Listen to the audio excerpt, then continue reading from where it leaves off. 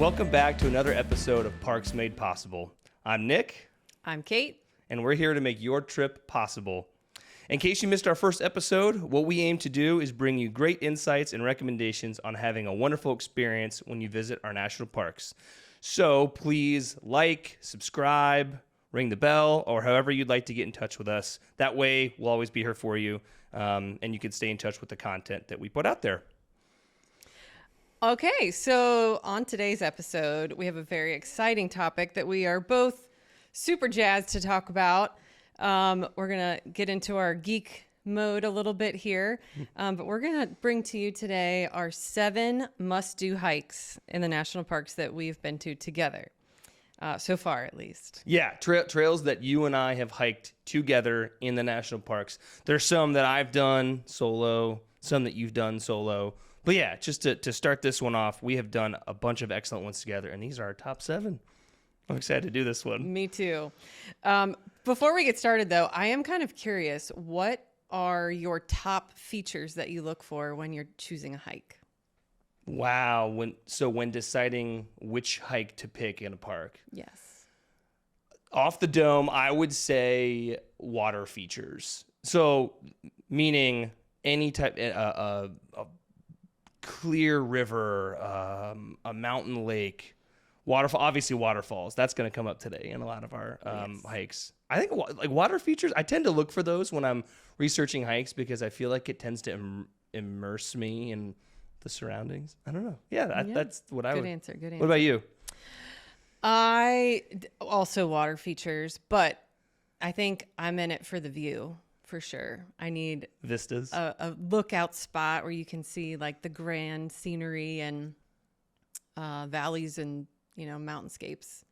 Yeah. But just take your breath away. That's kind of what I like too. That is awesome. Water features also are a huge highlight for me too.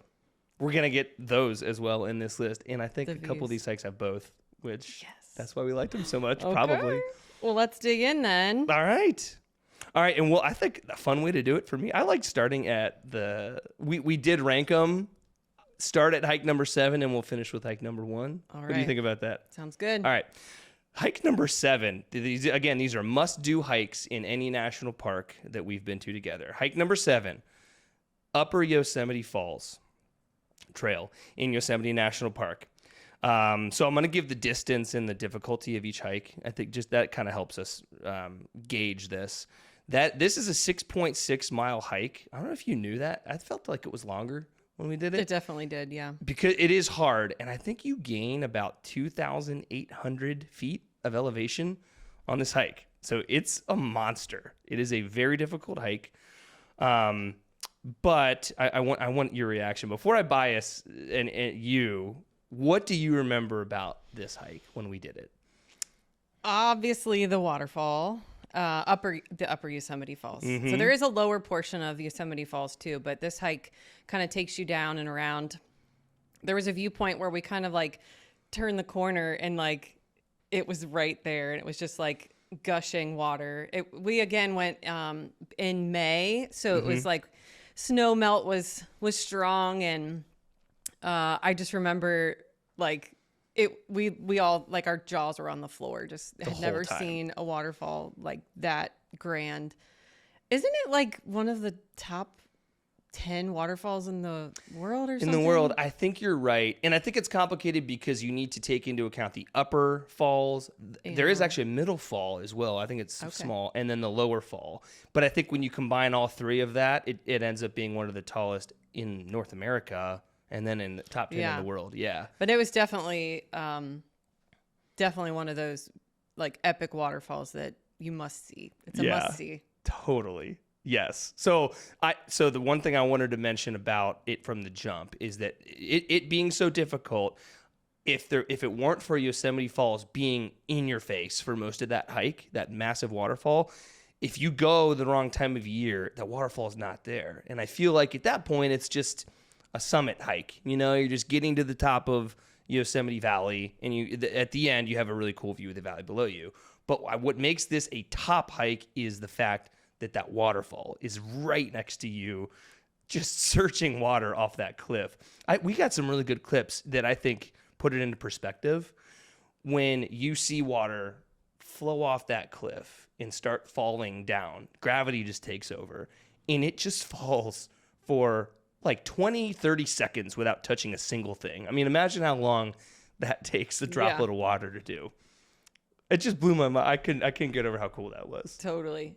I think too, another memorable thing was once we got up to the top of the falls, you kind of like, you come around, you see the view of the waterfalls, and then you hike kind of down and around so that you're coming back up to the top. So you're like on a vista like next to the falls. Yeah. And you're looking out over the valley. You can see Half Dome across the way. I think we saw Nevada Falls and Glacier Point, I think, was up there too.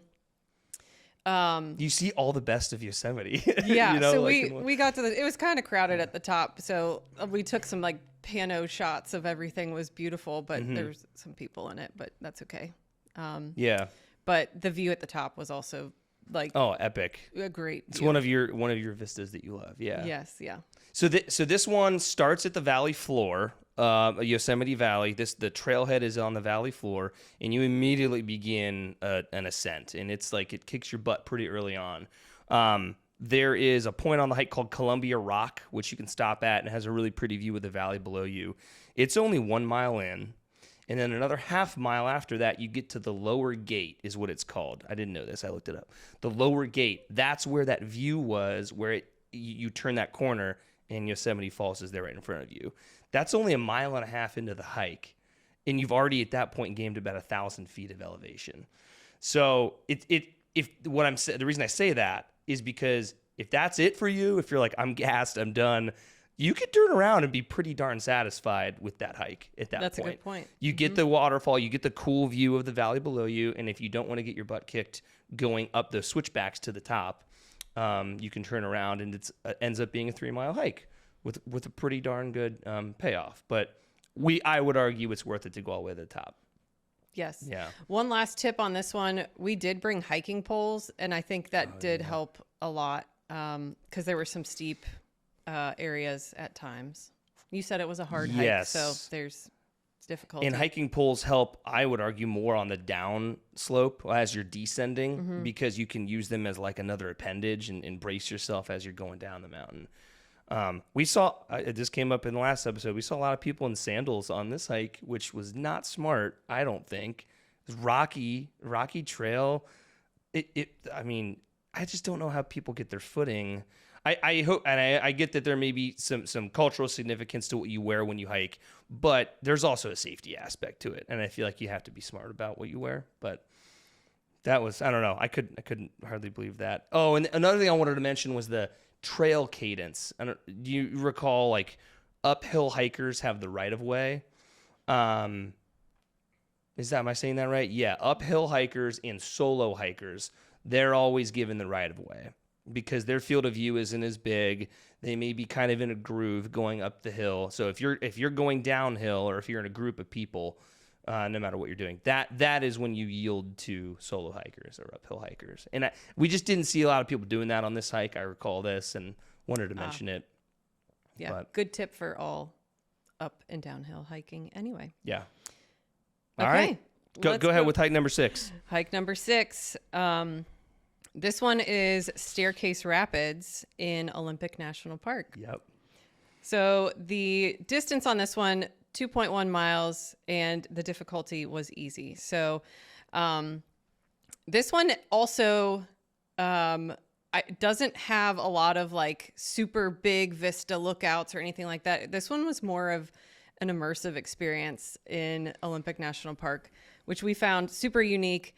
Yeah. Don't see this in the Midwest here in Ohio where we're from. But it gave you like rainforest vibes. Like a lot of the trees were covered in this like drapey moss, and there were ferns, and like everything just smelled like nature.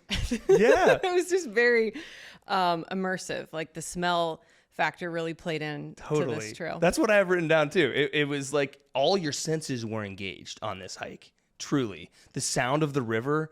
I mean, this river, I think it's called the Skokomish River, or the North Fork of the Skokomish River.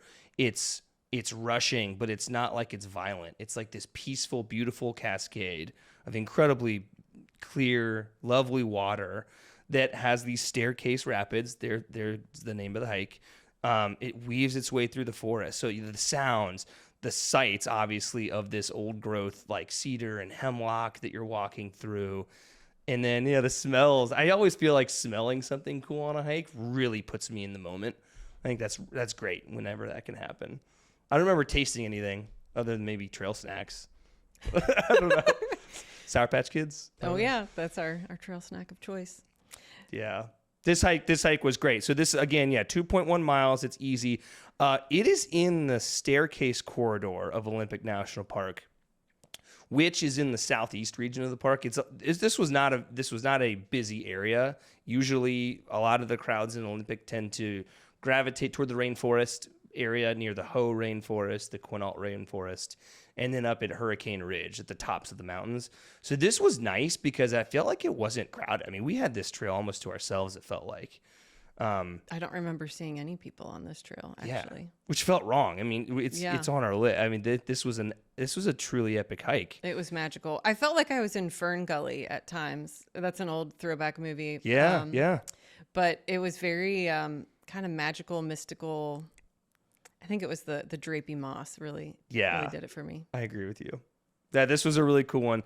Wanted to mention what you want to avoid on this hike. Or not avoid, maybe this is more of a call out. Do you remember the road we took to get here? I remember it. I don't.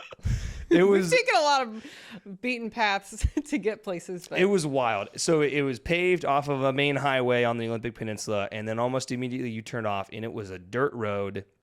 It was washboarded, which means it had those little speed bumps, almost non-intentional speed bumps that created a really rough experience. You only have to go slow. You can't go fast, otherwise the suspension in your vehicle will get rocked. Potholes everywhere. It goes along Lake Cushman. I don't know if you remember that. I do remember that. This was in 2019, so they might have done some road improvements, maybe. Let's hope so. That's a good point. Yeah. Yeah. So that road goes through. Just be aware that is. Take your time on that thing. And then as soon as we you go outside the park and then go back in. As soon as we got to the border of Olympic, it was paved again. Beautiful, lovely parking lot. But anyway, we also went in the fall. I think that was another thing too. Just jogging my memory. The leaves were really beautiful. It was like yellows and oranges and so time of year plays into it. That's a very good point. Yeah, I think it could have been a more crowded hike if we went in the middle of summer, for sure. Yeah. Cool. All right. Do you want me to do number 5? Go for it. Number 5. Avalanche Lake in Glacier National Park, possibly our favorite national park. It's hard to really pick one. It's like picking who your favorite child is, but Avalanche Lake. So this is a 5.9 mile hike. It's considered moderate. So we've had an easy hike, we've had a hard hike. This one's a moderate hike. The trailhead is technically, I'll get this out of the way. I want to hear your reaction. You remember this. The trailhead to this hike it's like a spur trail off of a different hike that is a really popular one called the Trail of the Cedars. It's near Lake McDonald on the west side of Glacier National Park, but you have to hike a portion of that trail before you get to the Avalanche Lake Trail. And we saw some people taking it, and some people were just continuing on the easy part of the loop. But the reason I want to say that is because 5.9 miles might seem like a lot, especially if it's a little bit of an uphill. However, if all you want to do is go from the trailhead up to Avalanche Lake to the viewpoint and back, it's only like a 4.4 mile hike. If you don't want to do the loop part at the bottom, or if you don't want to hike along the side of Avalanche Lake, like what we did, that saves mileage. So just wanted to mention that. Don't get turned off by the distance, but what do you remember most about this hike? The lake, obviously. So Avalanche Lake is a lake in Glacier that is kind of up in the mountains a little bit. So you get to this lake, the trail kind of takes you up to this viewpoint, and you look out, and it's beautiful crystal like waters, kind of like Muir. Actually, it was legit reflecting Muir of the mountainscape behind it, and there's like waterfalls in like every little nook and cranny in this in the mountains. It was so It beautiful. was like in a bowl of mountains, you know? Like the lake sat in this bowl that funneled all this water into it. Yeah, all the snow melt kind of came into this Avalanche lake, which was very cold. We did go swimming in it, which was like a little polar plunge. We were not in the water for long. Yeah, I was in and out pretty quickly, but I would do it again. It was definitely a memorable thing. Very unique. Hike. Yeah. Very unique. Yeah. This was an epic hike. I mean, it doesn't feel right ranking at number 5. I mean, because in the moment, this was actually a truly immersive hike. I mean, because you start, I don't know if you remember going through that forest. I mean, the hike through the old growth forest was so pretty in like these towering trees that you're walking through, a lot of moss, a lot of ferns. You encounter Avalanche Creek multiple times along this trail as you're ascending your way up to Avalanche Lake. That part alone was awesome. And then you get to the viewpoint, and it's the ultimate payoff. I mean, and what we ended up doing, obviously got some great photos of the viewpoint looking out at the lake with the mountain backdrop behind you, and the sun was setting and lighting up that bowl of mountains. And then we skirted around the side of the lake to the far end, which is where I went swimming.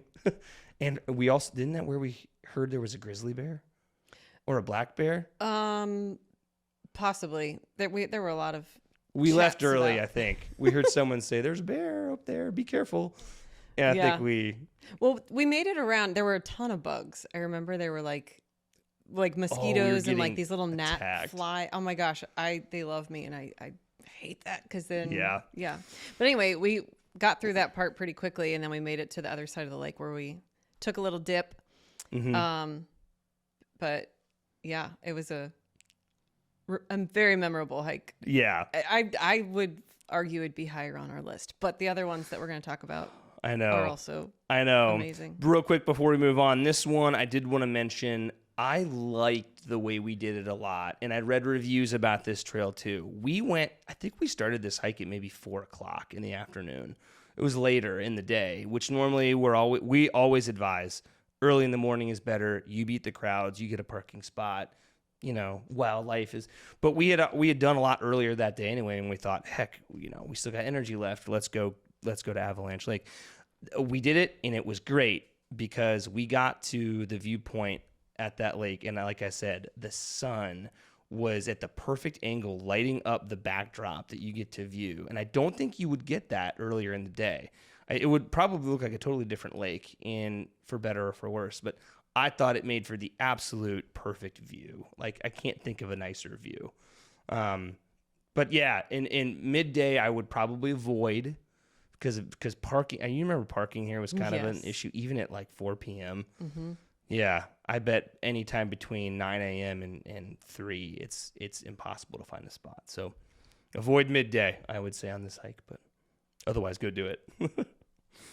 All right, ready for number 4? Yeah, go for it. Number 4, the Mist Trail and John Muir Trail. This is in Yosemite National Park. Yet again, another Yosemite hike. This one is 6.4 miles, and difficulty is also hard. Yep. I'll let you give the overview of this one. I feel like you have a more technical visual memory. Maybe? I don't know. I mean, I could go. I do the trail review in my head. I like walk myself through it. Yeah. This one starts again on the valley floor. A lot of trails in Yosemite start that way. But you start going uphill quickly again, and this section of the trail's paved before you get to the Vernal Fall footbridge. Very, very pretty little bridge, pedestrian bridge, that takes you across the Merced River, and that's the first point where you can look up the river and see the first view of Vernal Fall. It's very distant at that point, and I don't remember how long it takes you to then finally continue up the trail to Vernal Fall. But once you get there, the sound of that waterfall, and why do you think they call it the Mist Trail?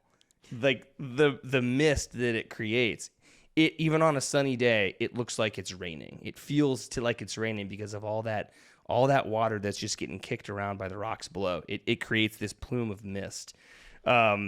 Oh man, I'm loving talking about this one because that was another one where all your senses were engaged. Yes. This was cool. We hiked this one with my sister and her husband, and I was reviewing photos and videos that we took on this trail, and we were doing like a play-by-play up the first little hill, and we were dogging it, and we're like, man, we're getting our workout in. This is such a good workout. We're like huffing and puffing. So it definitely was a steep incline in that beginning. But I think once you get up to the part where like the stairs start to wrap around where the falls are, yep, you're literally you're getting misted on. So like definitely wear rain gear. That is the top tip for this one, because even if it's not raining out, you will feel like you're getting rained on. Yeah, for sure.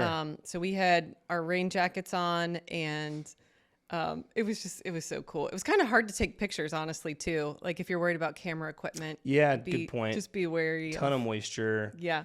And so Vernal Fall, and I'll get to Nevada Fall, which is above it. I'll get that in a second. But both of these waterfalls, they do run all year long, unlike Yosemite Falls, which that dries up by August, maybe late July, August. These run all year long, but they definitely do slow very, very much to like a little bit of a trickle.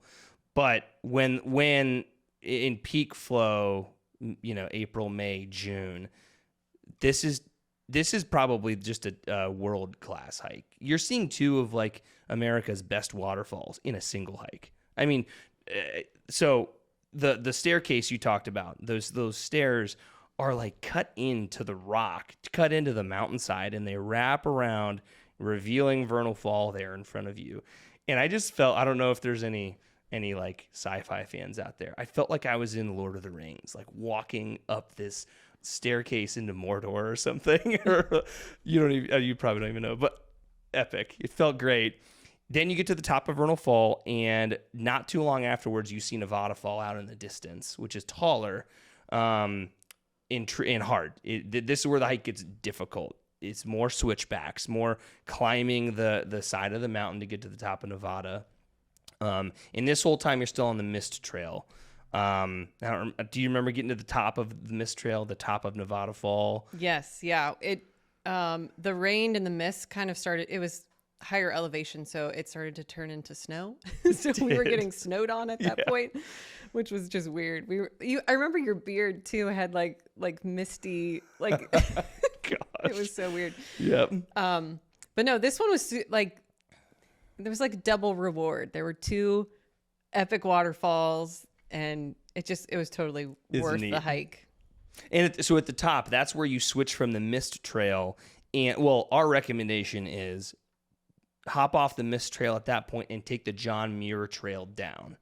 Because if you can imagine, it's wet, going up that rocky staircase south of or below Vernal Fall is easier to go up than down. You're a lot less likely to slip if you're going up. So imagine going up that instead of down. Take the John Muir trail from the top of Nevada Fall down. And the other nice thing that does is it creates a loop trail, which I always like, because you don't see any of the same scenery. If you think about it, you're starting in one point and you're ending in that point via a loop instead of going out and back. I like loop trails because you just see more of new scenery, and I don't know. It was fun. It was snowing at the top of Nevada Fall. We got back down to the valley, and I think it was 70 degrees and sunny again. Yeah. It just shows like the difference in weather that elevation and the topography of Yosemite can do. Mm-hmm. One huge tip on this one, as obviously it's going to be a very wet hike, most likely, depending on what time of year you go. Your footwear is super important. Yeah. The rocks are very slippery. I remember too, I think it was coming back down after Nevada Falls. There was like it wasn't like a cliff ledge, but there was like a little like waterfall that kind of went over the trail. Yeah, it wasn't correct. like flooding the trail, but it was like slippery enough to have. I think Julie might have actually slipped. I think she did. She did. Her pants were wet the rest of the trail. You're right. So just be careful. I mean, she even had hiking boots on, and you can still slip. So just be careful. Wear things that make it less likely. And anytime you're near waterfalls, I hope it goes without saying. I mean, people have gotten swept over the falls on this hike before. I mean, you gotta be careful. There's railings for a reason. Don't try to get cute and get your shot. Just be smart. So, Good tip. anyway, on to different scenery. You want to do hike number 3? Sure. Number 3. So hike number 3 is technically called the West Rim Trail. This is in Zion National Park. So this is up to Scouts Landing and Angels Landing. Or sorry, Scouts Lookout and Angels Landing.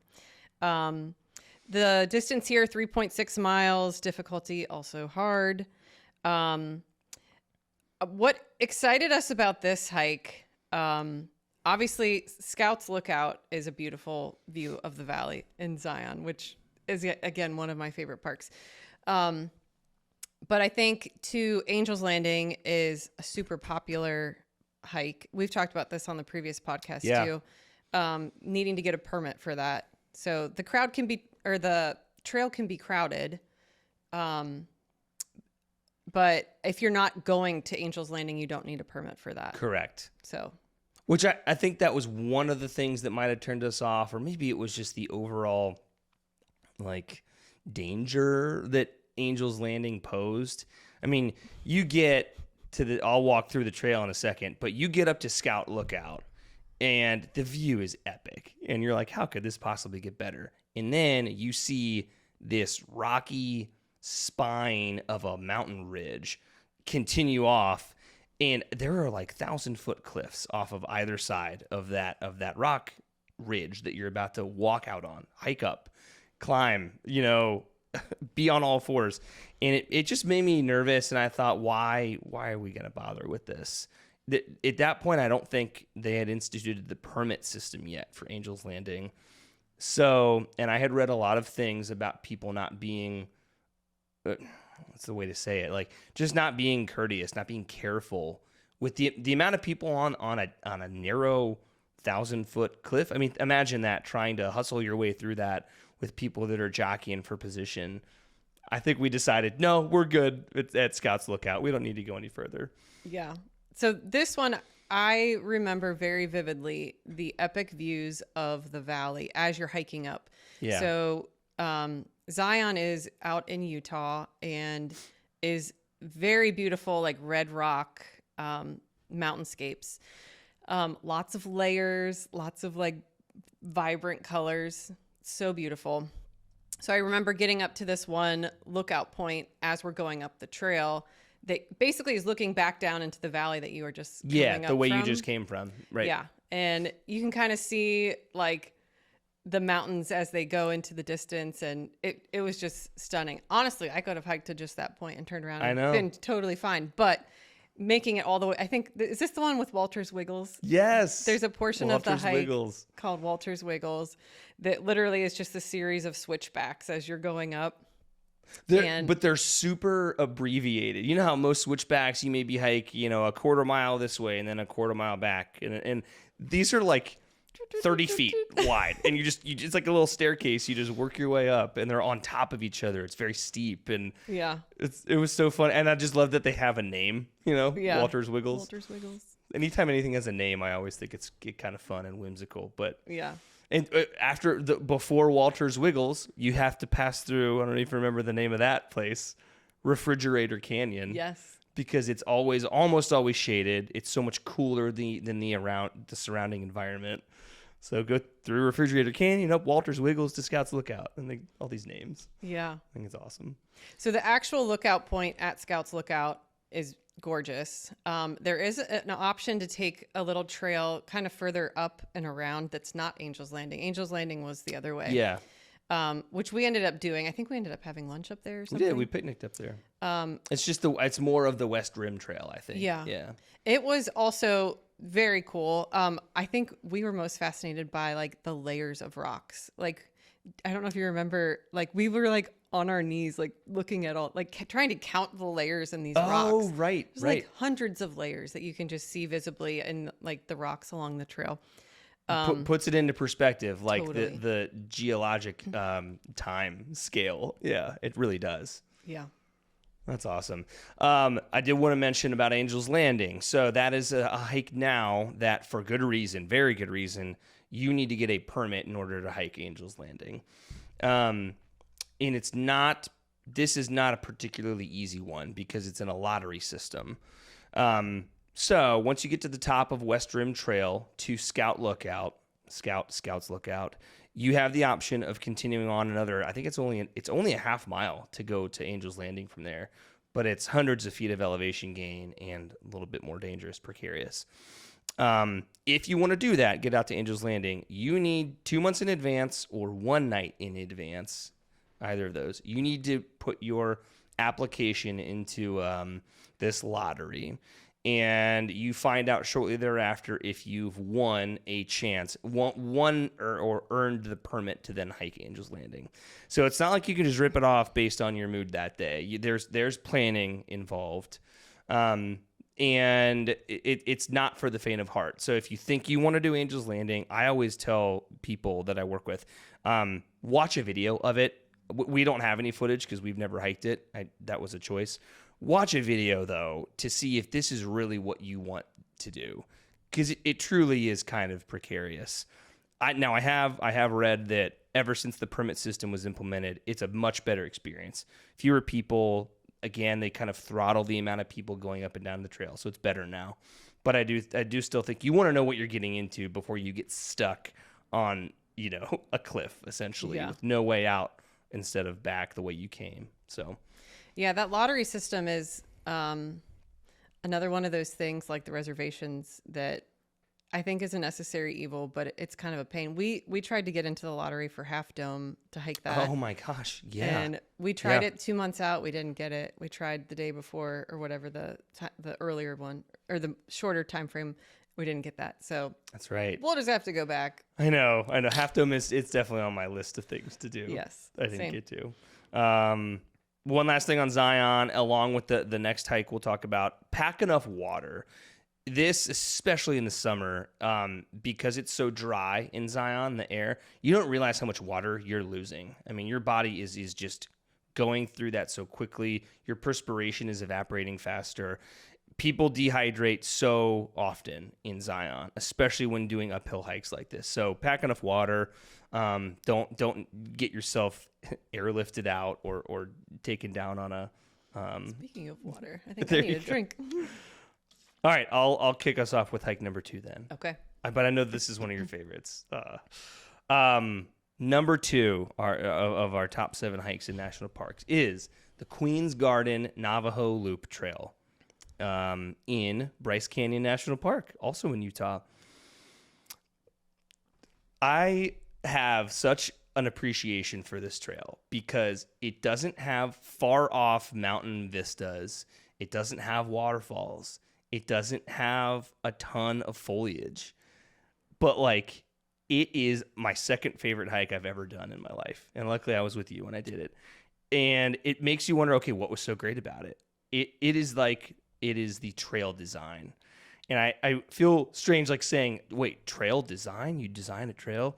Yeah. I mean, truly, you can't, you don't just walk through Bryce Canyon. If you've ever seen a photo of Bryce Canyon Amphitheater, you can't just walk through there and decide where you want to go. You take what the land gives you in a certain way.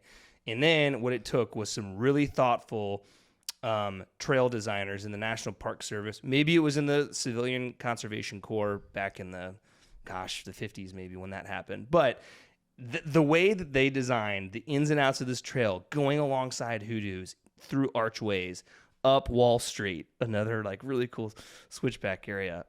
One of the most enjoyable hiking experiences I've ever had. It doesn't have the payoff of one of your vistas, but it truly, when you are in the moment, when you're hiking this trail, I've never felt more connected to the place I've been in and thought wow, my jaw was open the whole time. Same. If you've never seen or if you don't know what a hoodoo is, it's essentially like a rock formation that happens. It's a natural phenomenon, I guess, that's happening to the rock out there. The density of the rock isn't as strong. So as water and ice get into these crevices, it expands and contracts over the years and carves away these little spires almost. Yeah, spires, pillar looking things of rock layers that are just the weirdest shape, but there's like a whole sea of them. You mentioned the amphitheater. It's like a special or one of the spots that you can go and look, and it's just like a bowl shape area of all these little hoodoos, and it's just such a weird but cool natural phenomenon that you get to walk through on this hike. Yeah. And experience like walking through them and through like little arches and things like that. Yeah, these little archways that you pass through, like mini tunnels. Slot canyons. Like sometimes you're going through canyons of these things that are just hundreds of feet taller than you are. I think we said it multiple times. It feels like you're on the surface of Mars when you are hiking this trail. Yeah, it was otherworldly for sure. Truly unique. I don't think I mentioned. I started talking about it right away. It's 3.2 miles long, moderate. And the reason I said two things, it's called the Queen's Garden and Navajo Loop Trail. You're taking a portion of the Queen's Garden Trail and a portion of the Navajo Loop Trail. About 2/3 of it is on the Queen's Garden Trail and the remainder on the Navajo Trail. We hiked it clockwise, started on Queen's Garden and finished by going up Wall Street on the Navajo Trail. But you can truly hike it either way. It might actually be best to do it counterclockwise so that you knock out the super steep switchbacks early instead of having to climb them at the very end when you're already tired. But I don't know if there's a wrong way to do it. It would be helpful to have hiking poles on this hike for that reason, just because of the Wall Street switchbacks. But then I also think that this is another one where middle of the day in Bryce Canyon is notorious for a lot of sun exposure, especially because it's higher up. I mean, this is a higher part of the Colorado Plateau, of that area of America. So the sun is very oppressive. It is beating down on you all day long. So there's heat, there's UV exposure. I think it's worth noting. Make sure you're well equipped on this hike. At least some protection from the sun. Also water and hiking poles. But yeah. Anything else you want to mention about this special one? I don't think so. One of the best design trails we've ever hiked. Yeah, that was really awesome. Really neat one.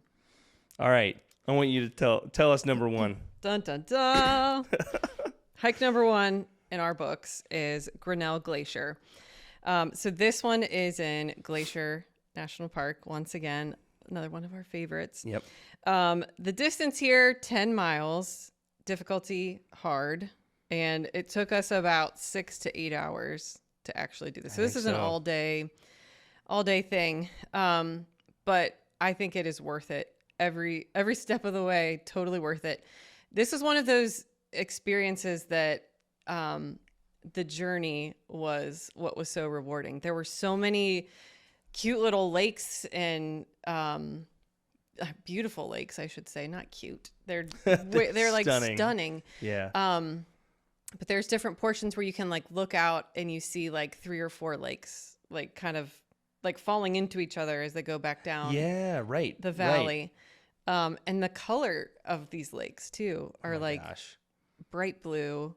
Like stunning. What's the turquoise one lake? Was it Grinnell Lake? Is that? Yes, it was Grinnell Lake. Right. Okay. So it was like a step down from where the glacier was up top. But that one was like beautiful. I think there were like certain minerals in the water or something that made it so blue. Correct. I think that's right. I hope we didn't get that wrong. But I think you're right. I think that because it's all from glacial melt, all the minerals and nutrients, I guess, from that glacier is what's affecting the diffraction of the sunlight or the light that passes through that water, leaving only that very particular hue of like turquoise that gives it that really pretty color. And it's epic. I mean, because there are, I think you pass by 4 lakes on this hike. You start by, I want to spend a little time on this hike because this was so special. But you start by passing along Swift Current Lake, which is very close. This is all in the Many Glacier area of the national park called Many Glacier. Right on the shores of Swift Current Lake is this epic, beautiful hotel called the Many Glacier Hotel. Super cool. Yes. Swiss-themed chalet-looking style architecture. But you pass along Swift Current Lake through some beautiful forest. I mean, lovely tall trees, lots of ferns. We saw plenty of wildlife, passed over a beautiful creek. And then before you know it, you're walking alongside Lake Josephine, which we saw one of the boats motoring. Yeah, remember that? they have these little, they're like shuttle boats or ferry boats that can take you from one side of the Lake Josephine to the other if you want to save some steps. Do you need to get like tickets or reservations or anything for that? Yeah, you do. I'll actually get to that. But you do, and it honestly helps shave off some of the mileage because you can just ride a boat across the lakes and pick up the trail halfway down. There's 2 lakes that you can do that on, right? Yeah. Okay. Swift Current and Lake Josephine. Okay. Right. Yeah, one single boat reservation gets you both of those rides. Nice. Yeah, and again helps. I have that as a tip later. I'll bring that up. But that's where the uphill started at Lake Josephine. You just start this gradual but consistent ascent up the side of a mountain, and you're kind of following it the whole way. And off to your left is just epic views nonstop the whole time of far off distant mountains, waterfalls across the valley, the turquoise lakes, wildflowers, wildlife. Oh my gosh, we saw. Go ahead. Yeah, wildlife was definitely everywhere on this hike. We did see a grizzly bear, which luckily was down in the valley. We were kind of just watching from a distance, but it was a mama grizzly with her 2 little bears, and the little cubs were just like rolling, playing around, and the mom was like hunting for something. Yes. She was like pouncing in this bush. I don't even know what she was trying to get, but it was just so neat. It was like National Geographic style. So cool. And it was perfect because we felt safe. We were up on the trail carves. I shouldn't say. It feels like it carves its way through the side of the mountain because a lot of it is rock. It's pure rock, and the trail is maybe 10 feet wide, so it's plenty wide. And down below us, maybe 100 feet. That's where the grizzly bear was. So it's not going to climb a cliff. We felt very, very safe.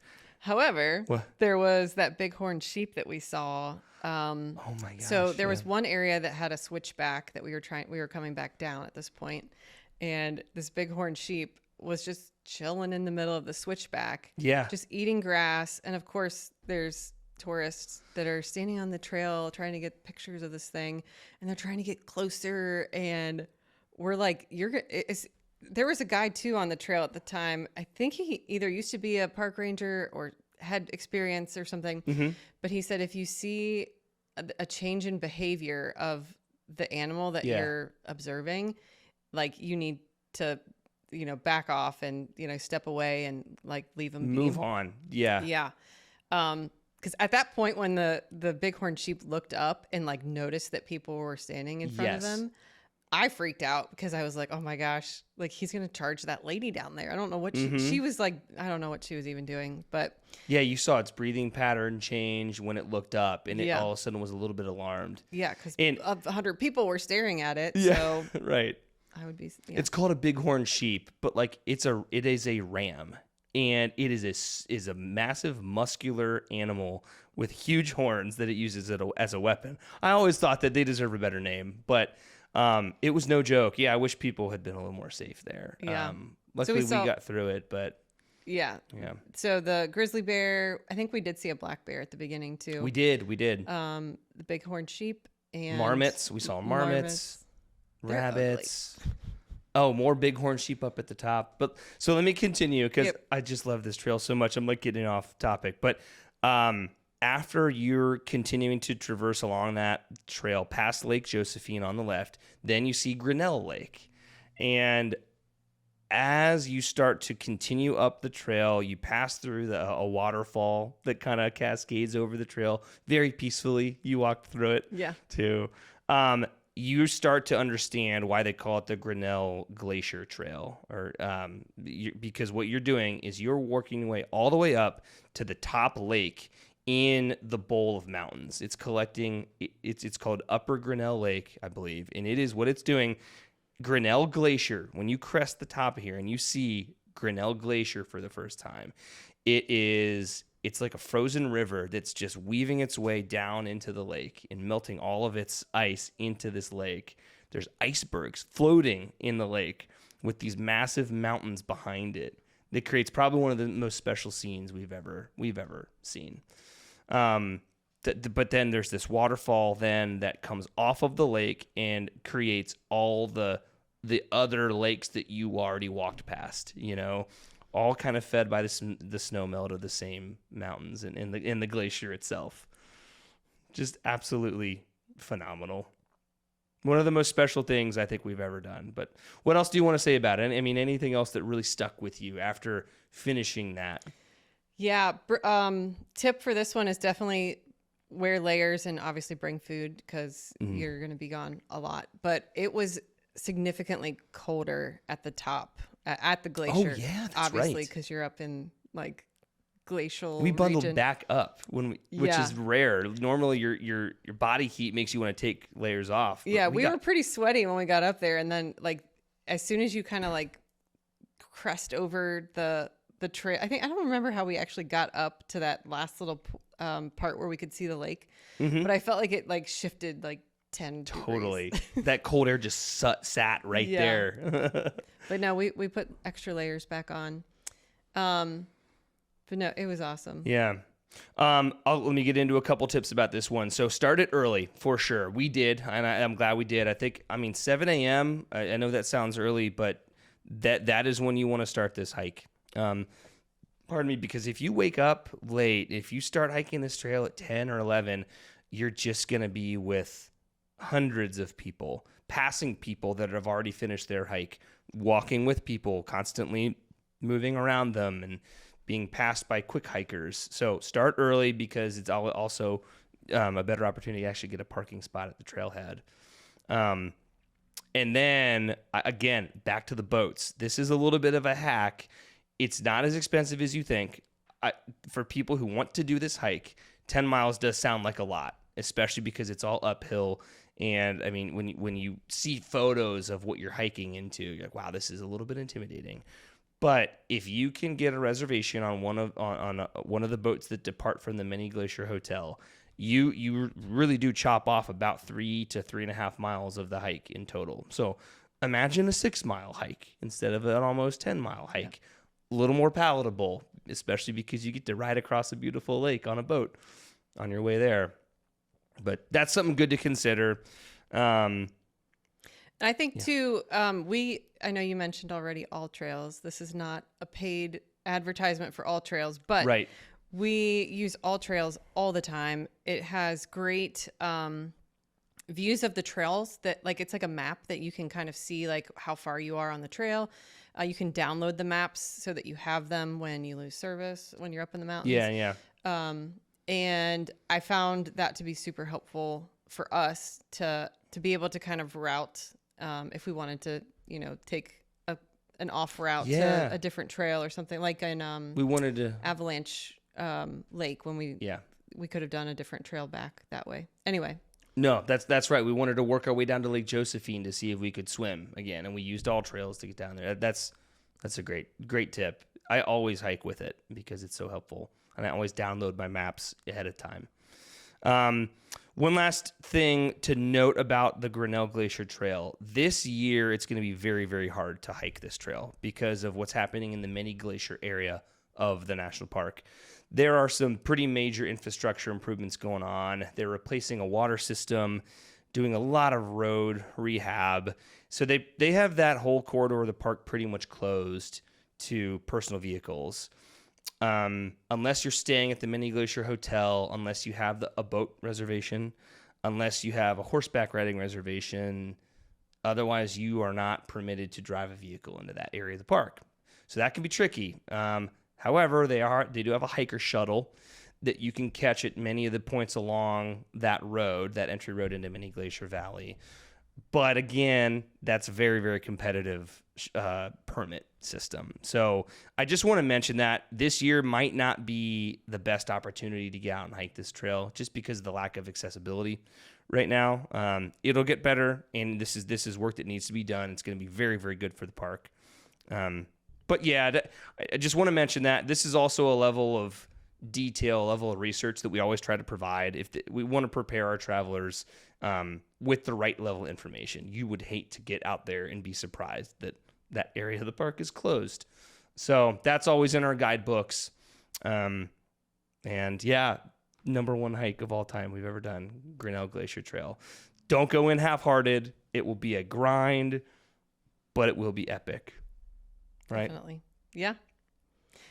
All All right. right. That brings us to the end. Do you want to do our closing? So if you want any of this pre-planned for you, complete with itineraries, lodging recommendations, vetted local insights, grab one of our guidebooks at mytrippossible.com. You'll spend less time searching and more time exploring. So we truly have done all the work for you. Thank you again for listening. We hope to have many more episodes like this coming out. We will begin to drill down into individual parks and get a lot more detailed into the recommendations we make about how to visit a particular park. So watch out for those. Make sure you like and subscribe and ring that bell. And until next time, thank you very much for joining us. See you next time. Bye.